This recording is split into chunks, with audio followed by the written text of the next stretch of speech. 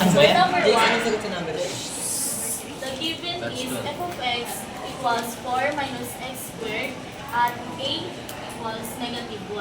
The formula that we are going to use is f prime x sub 0 equals the limit of f of x minus f x sub 0 over x minus x sub 0 as approaches x sub 0.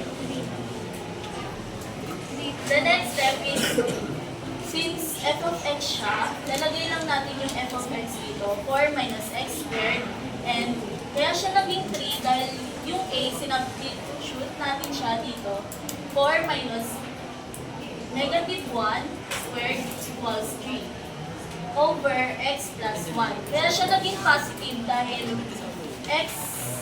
negative x sub 0 times negative 1 is equal to positive 1. Yeah. Ima-minus natin yung 4 sa 3, magiging 1, and copy lang natin yung x squared and yung denominator. Ipa-factor na natin siya para ma-cancel natin yung denominator.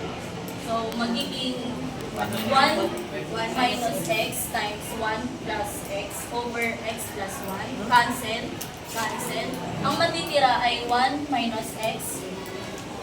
Pwede na natin siyang i-substitute. Kaya magiging 1 minus negative 1 is equals to 2.